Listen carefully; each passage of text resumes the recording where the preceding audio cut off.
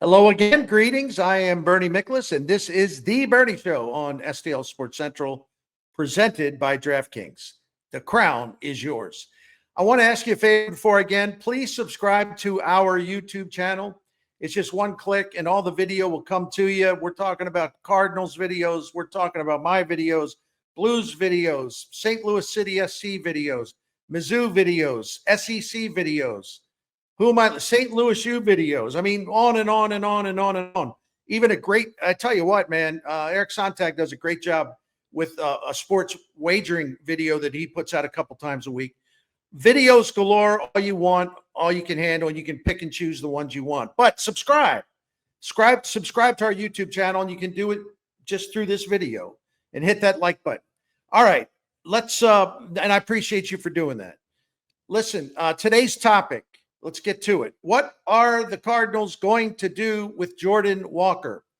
I wish I had an answer, but I don't have any hot take stuff on this. I'm not Chaim Bloom, and he gets to decide what to do, if anything, with Jordan Walker during the coming offseason. There are, on surface, three options. Number one, you trade Walker. Again, that's up to Bloom, and he's the one guy who will decide whether to make Walker available in a trade or at least listen to people who call about him. And Bloom also will set a trade price for moving Walker to another team if something should be serious and they're having earnest negotiations. Would there be an offer out there that Bloom could not pass up? I don't know. Or will Bloom be in the full no trade mode and just commit to Walker in 2026? Again, I'm not Swami. I can't predict these things. Number two, well, the Cardinals won't trade Walker, but they will make him earn his way onto the opening day roster and lineup for 2026. And he'll have to do that, even though spring training games can be misleading and all that. But he's going to have to show improvement all through camp, all through the exhibition league season. And, he's going to have to put his mark on spring training in a big way. And again, you don't have to tell me this because I know, of course, spring training performances can be misleading. It can be fool's gold. But if you're trying to decide what to do once you open camp, you have to take note of who's hitting, who's not, who's fighting for something, who's making a case to earn something, and who's not. And it's different for all players. They're not all alike, and they're not all in the same situation. Jordan Walker is definitely got something big time to prove going forward. Now, listen, as my friend and colleague at KMOX, Kevin Wheeler, has reminded me, the Detroit Tigers did something similar to this with their first baseman, Spencer Torkelson, in 2024. And keep in mind, this dude was the first overall pick in the 2020 draft, right? This wasn't some guy they took in the 10th round. First player chosen in all of the major leagues. In that draft. Torkelson did make the team out of spring training in 24, but he was hitting 201 in early June, and the Tigers, who had told him, look, you're going to have to earn your playing time. So he didn't. He was hitting 201, and the Tigers demoted him to AAA. After that 6-week stay in the minors, Torkelson was much better after returning last season, and I put that part together plus this part together. And since returning to the majors last August, he's slugging around 470 and he's got an 805 OPS. He's not a superstar, but the point is he's finally doing something good in the major leagues. Now, of course, the Cardinals have demoted Walker before. Once in his rookie season back in 2023, he was down in Memphis for a long time and he did okay, did better when he came back. And then followed by 2 different demotions last seasons. Now, it helped to an extent, but these demotions never led to any sustained breakthrough, a breakthrough that lasted, right? He always kind of ended up back where he started, like really, really struggling offensively, defensively, so on and so forth. The third option, since the 2026 season will be the second year of the Cardinals' rebuilding phase, just keep working with Walker and put him in right field and play him as much as possible. That's what they said they were going to do this year. And they did to an extent. He also got banged up a little bit, had appendicitis. So there were some disruptions. But my opinion of, hey, man, no, you just put him out there and let him play for the second year in a row. In my opinion, though, I think the Cardinals should, at the very least, go back to the second thing I said, which is they have to make Walker play his way onto the club and into the lineup in 2026.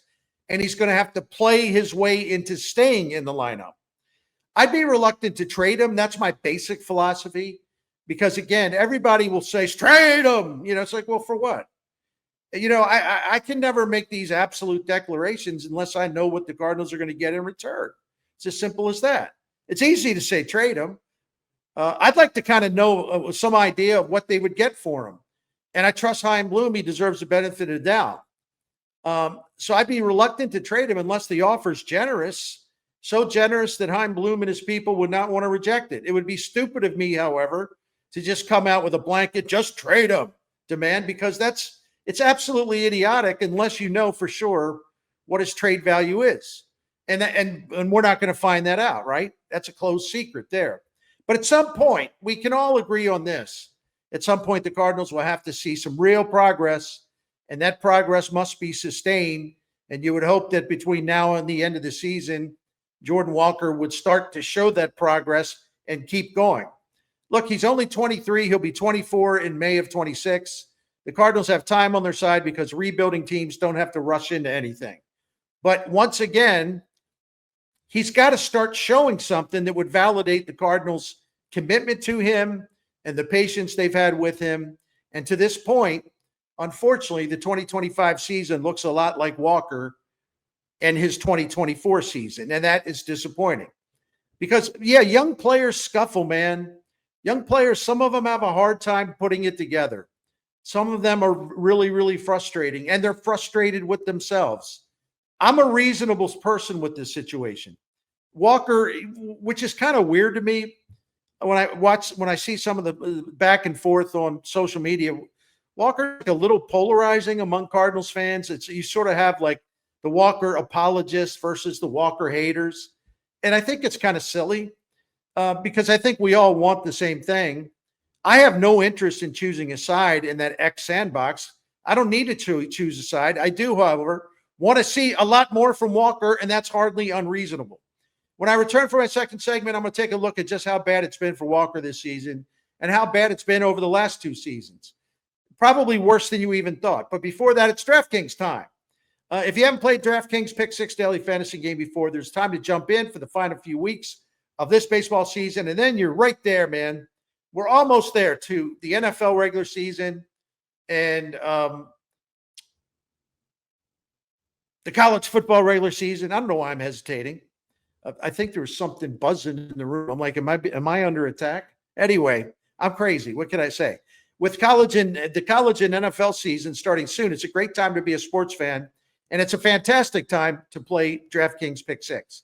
DraftKings Pick 6 makes it simple to get started, and so to put your baseball IQ to good use, win some cash, but you got to play to cash in, right? So just download the Pick 6 app from DraftKings, and it's easy to get started in making your selections.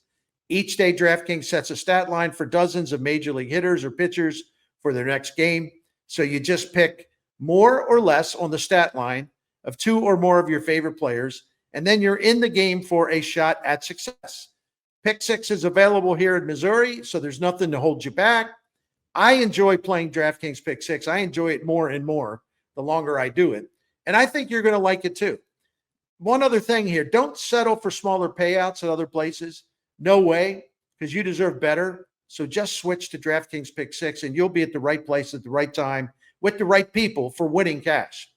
Now, new customers will receive $25 in bonus picks with their first deposit of $5. Just use the code STL Sports to make it happen. That's code STL Sports for new customers to get $25 in bonus picks with their first deposit of $5. Better payouts, bigger wins, only with Pick 6 from DraftKings.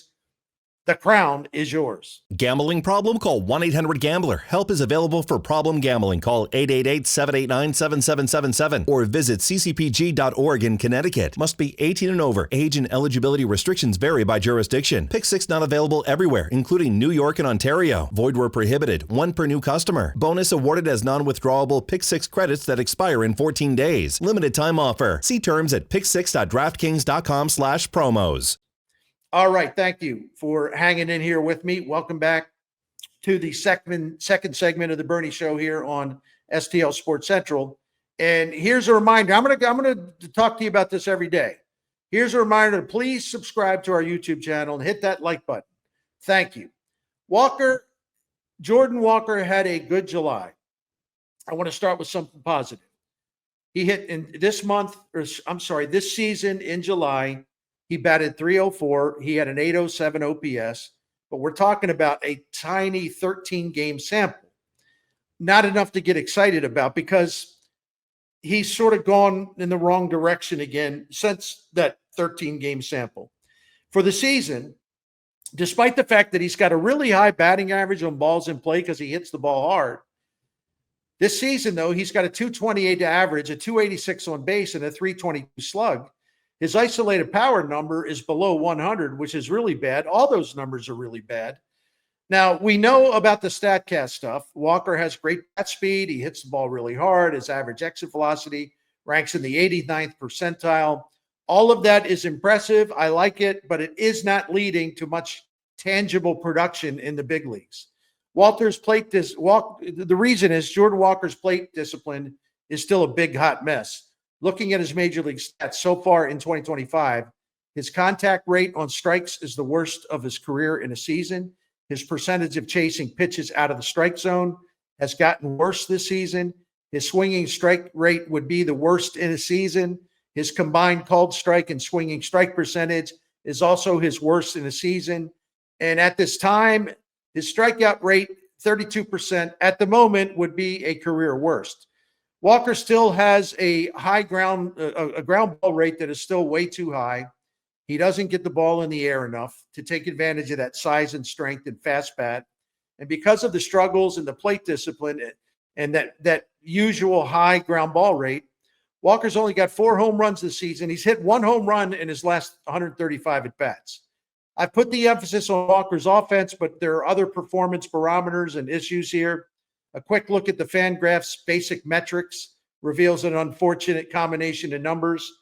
In 2025, Jordan Walker is below average in offense. He is below average in defense. He is below average in base running. He is below average in wins above replacement. And in most of those categories, he's way below average, okay? Now, except for that little blast of success in July, if we take that out, Walker has performed 39% below league average offensively based on weighted runs created plus. Other than one hot streak, Walker's hit .213 with a .299 slugging percentage and an OPS that's considerably lower than Victor Scott's. So you look at Walker and things sort of go by quickly because going into the Cardinals road trip, which begins tonight in Miami, Jordan Walker's got 933 regular season career plate appearances in the majors, and he will likely reach 1,000 by the end of this season. Now, his rookie season, despite some problems, despite getting sent down to the minors, he still finished in 2023 as a rookie 13% above league average. And that for considering his age and some of the problems he had to work through, that's good. That's totally fine. But over the last 2 seasons combined, he is 27% below league average offensively. That is a big, big drop from being 13% above league average. Now it's down 25, 26, 27% below average. With the help of the hitting coach Brant Brown, the Cardinals have poured a lot into him. Walker has modified his batting stance. He's made other changes. He's been fired up about some of the changes. He gets good results for a while. Then things kind of recede again. And except for the occasional upturn that doesn't last, Jordan Walker continues to fail. That's the only word that comes to mind. I am absolutely rooting for this guy. He is so important to the Cardinals' future if he could just get locked in. and figure it all out.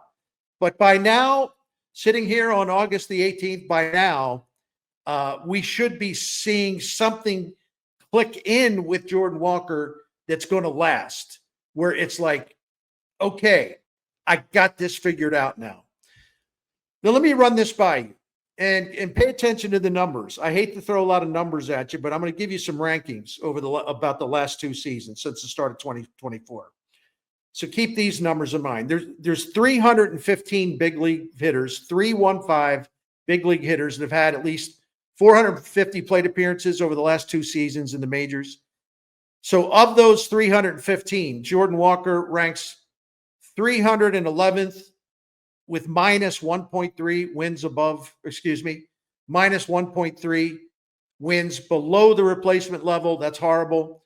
His weighted runs created plus ranks 299th among 315. His 218 batting average ranks 284th. His on-base percentage is 274th.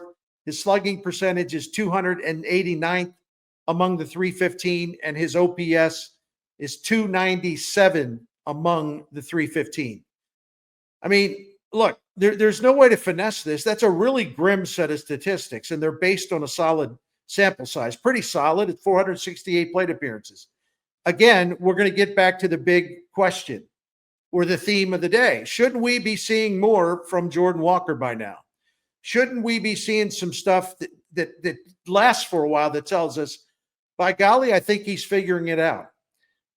It hasn't been happening. And when I return for my third and final segment, I'm going to contrast Walker with another young Cardinal who has struggled to establish consistency, and at times it's been pure hell for him.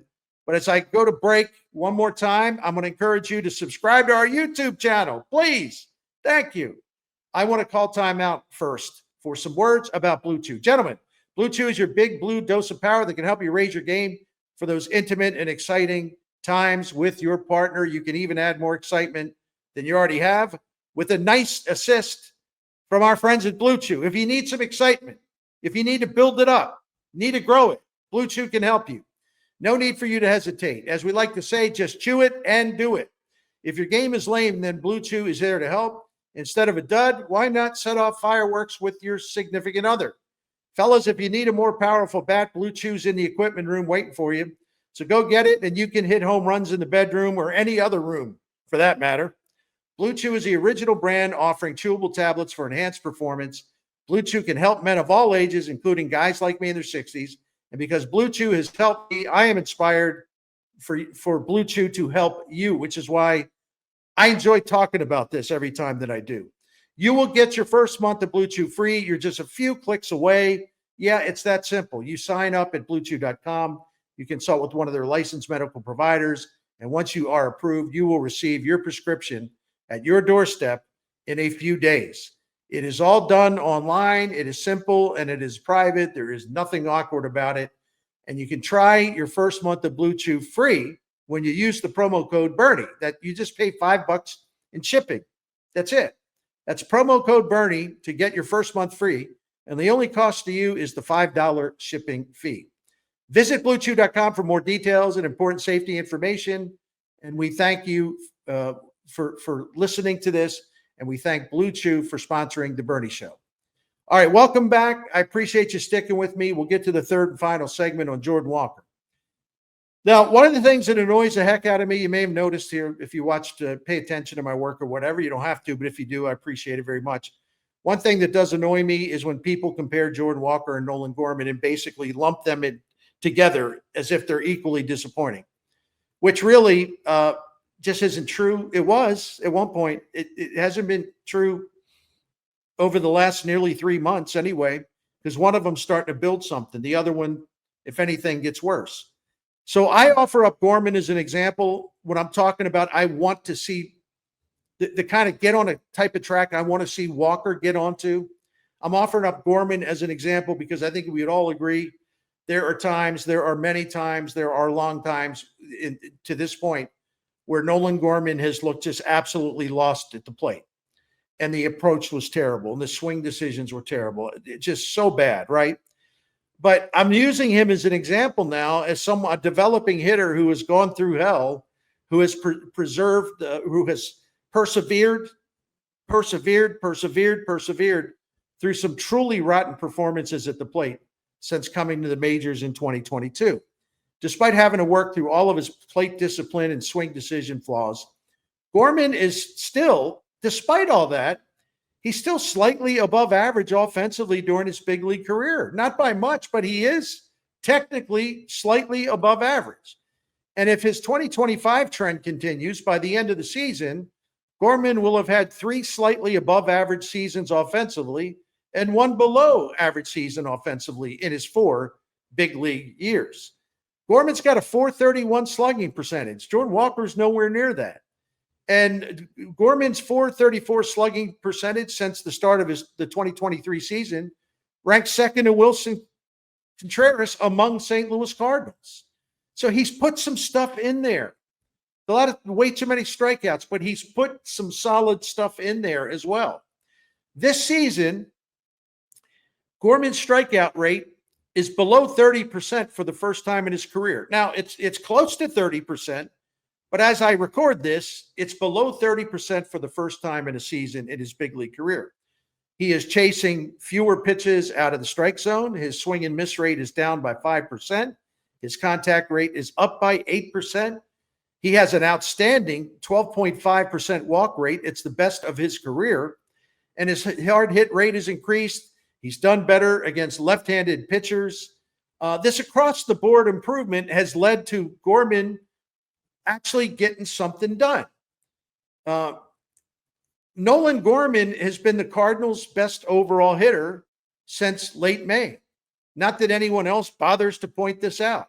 I think it gets overlooked. I'm happy to be here to talk about it. Since May the 26th, that's 50 games, his last 50 games, Gorman is 33% above the league average offensively in weighted runs created plus, which is OPS plus, but better.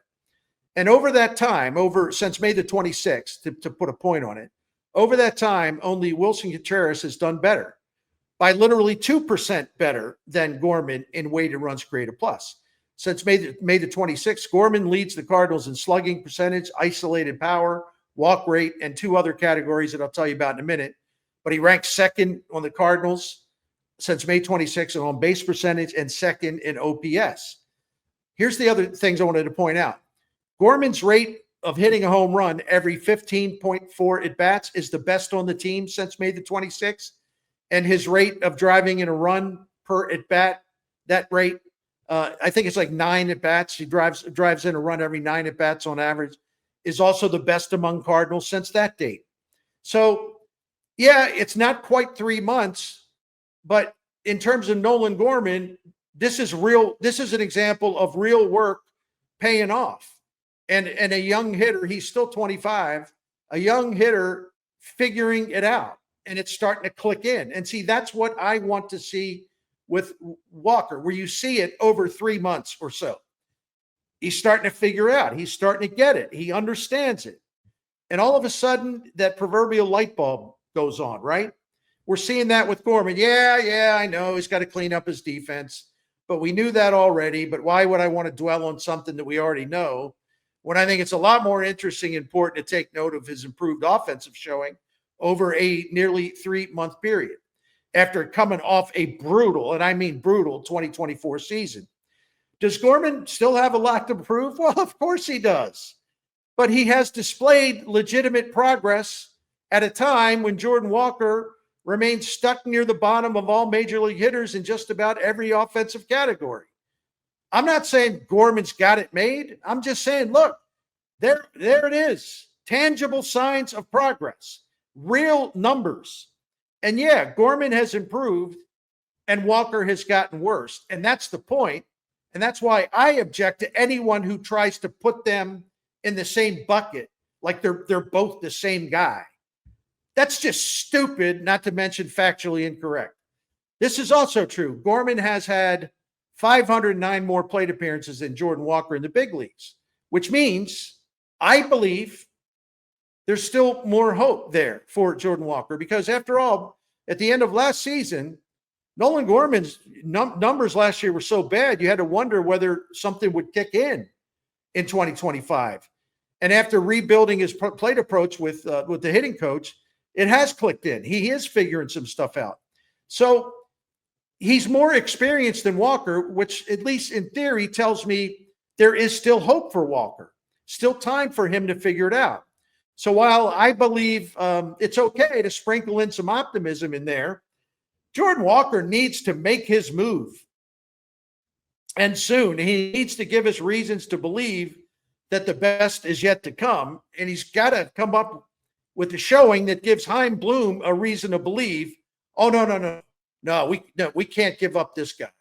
He looks like he's starting to figure it out. We'd be crazy to deal him. Anyway, that's all I got to say about this for today. And I thank you for watching. And please subscribe to our YouTube channel for our extensive coverage of the Cardinals, Blues, City SC, Mizzou, the SEC, St. Louis U, sports wagering. Got some Illinois thrown in there too. I'll be back tomorrow with another Bernie Show video presented by DraftKings. The crown is yours. Thank you very much.